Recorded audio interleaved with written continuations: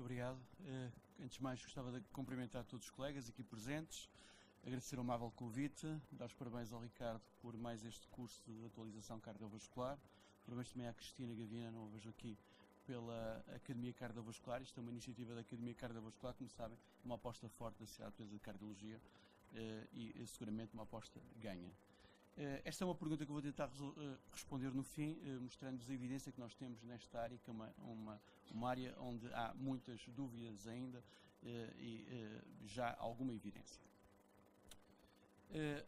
O assunto é sério e engloba um grande número de doentes. Se olharmos para o Registro Nacional de Cardios de Intervenção, com cerca de 15 mil procedimentos de intervenção coronárias feitos anualmente, isto significa mais ou menos 3 mil doentes, onde nós temos estas dúvidas à data da alta, como é que vamos fazer depois de um doente com fibrilação auricular que tem indicação para anticoagulação oral, fazer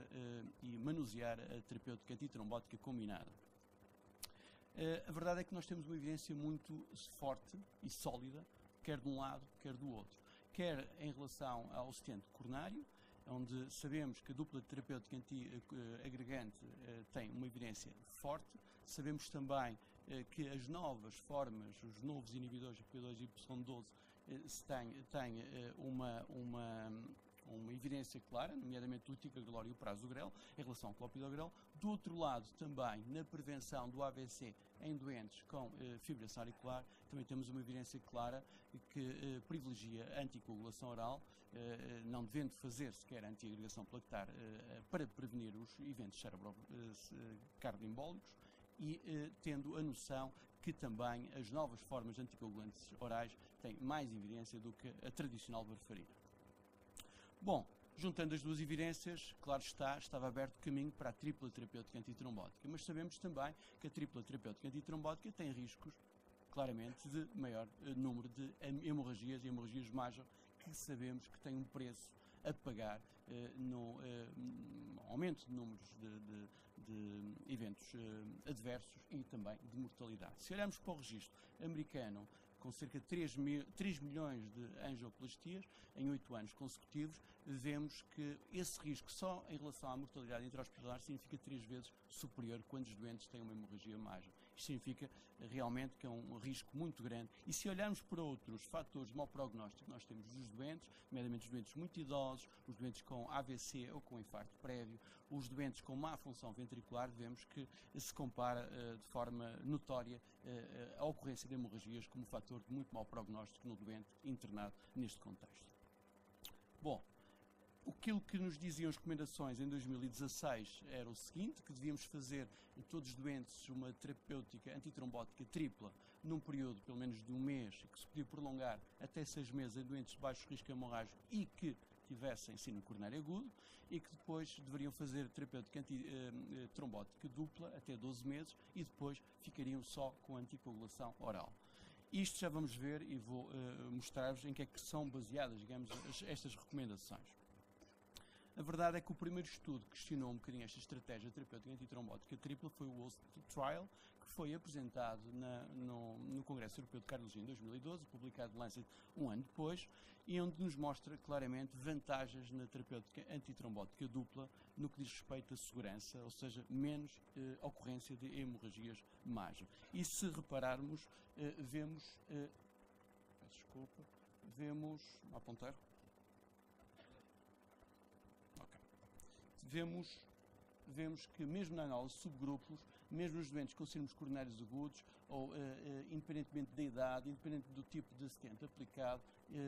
independentemente do sexo do doente, que beneficiavam desta estratégia de terapêutica antitrombótica dupla em relação a mais segurança na ocorrência de hemorragias major. Obviamente, quando surgiram os NOACs, todos eles tiveram esta perspectiva, que era muito importante haver evidência nesta área da terapêutica antitrombótica, e por isso foram desenhados e foram projetados estudos nesta área com os 4 NOACs disponíveis. Os primeiros resultados são os de Pioneer, como sabem, foram apresentados e publicados em 2016, e que testavam várias estratégias, uma delas muito baseada na estratégia do host-like, com doses mais baixas de rivaroxabano associadas à antiagregação plaquetar. Deixamos dizer que a grande maioria destes doentes fizeram clopidogrel, só 5% é que fizeram ticagrelor. O outro braço testava uma estratégia já também vista no Atlas, que eram baby doses de rivaroxabano, doses muito baixas de rivaroxabano associadas a dupla antiagregação plaquetar, e a estratégia que estava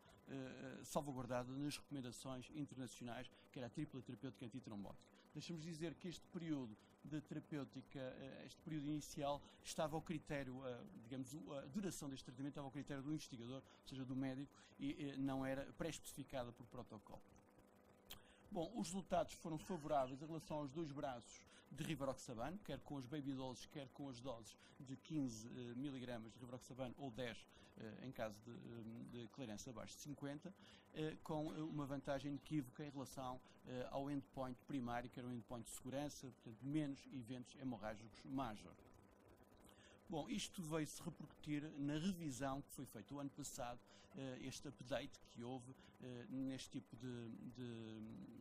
estratégias de terapêutica antitrombótica combinada e que foram apresentadas no Europeu de Cardiologia do ano passado. E como vêem, aqui já temos, até com um nível de evidência superior, a dupla terapêutica antitrombótica preconizada e como uma possibilidade nos doentes onde temos algumas preocupações hemorrágicas, eu diria 100% dos doentes, porque nós temos sempre preocupações do risco hemorrágico neste tipo de doentes. Bom, e agora vou abrir aqui um parênteses que eu acho que era importante abrir para percebermos o que é que se baseiam estas recomendações. Apenas há um estudo citado na tripla terapêutica antitrombótica que é baseado neste estudo que vocês conhecem, que é o ISAR Triple, que é um estudo com um número relativamente pequeno de doentes, 614, onde fazia comparação de duas estratégias antitrombótica tripla, uma mais prolongada, de 6 meses, outra menos prolongada, de 6 semanas. E aqui vemos que o estudo foi negativo, quer nos endpoints de eficácia, quer nos endpoints de segurança, e apenas houve, numa análise pós-hoc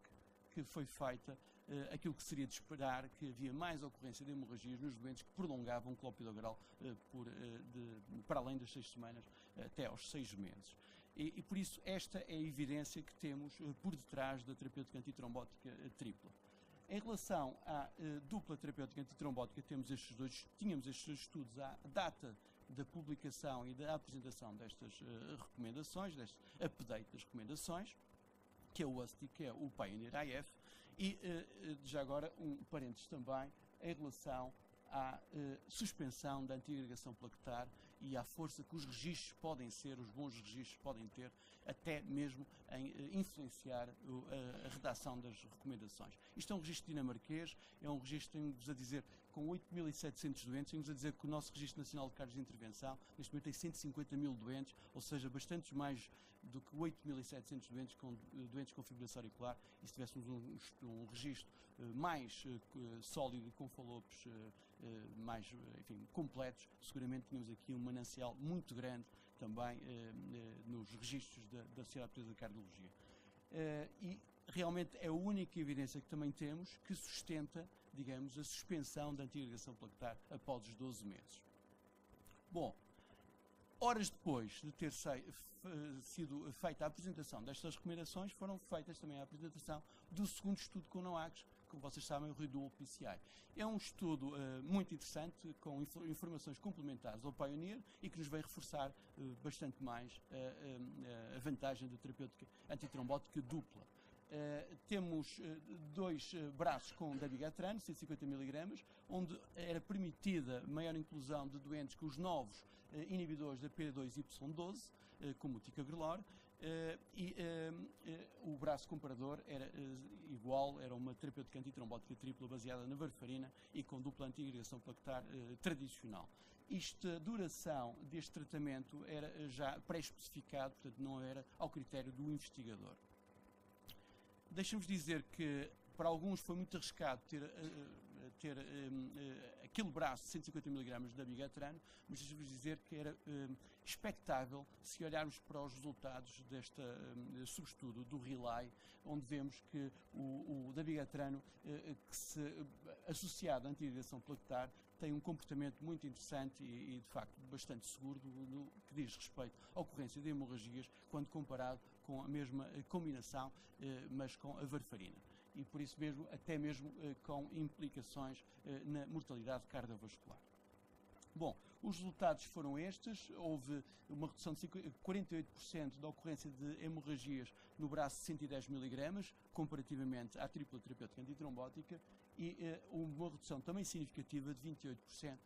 no braço que usou as 150 mg, portanto, também aqui havia vantagem na dupla terapêutica antitrombótica no que diz respeito à ocorrência de menos hemorragias. Aparentemente sem termos penalizado a eficácia, muito embora deixamos dizer que nenhum destes estudos, nem os estudos todos em conjunto, vão ter algum dia poder para fazer grandes extrapolações do ponto de vista de eficácia. Por isso é importante aqui termos a noção que estes fármacos, nomeadamente os NOAC, estão testados em termos de eficácia pelos estudos originais e não nos podemos nunca esquecer desse ponto. Há diferenças importantes, já apontei algumas, nomeadamente a questão do protocolo ser um protocolo mais rígido do Ridual e um protocolo mais flexível em relação à duração da terapêutica antitrombótica no Pioneer-IF. Também a duração do follow-up foi diferente, uma podia ter aos 30 meses, outra foi só de 12 meses. Também a inclusão de doentes com ticagrelor foi superior no Ridual, o que nos dá mais consistência também nesta opção importante. Como vocês sabem, são fármacos muito testados, nomeadamente no contexto de síndromes coronários agudos.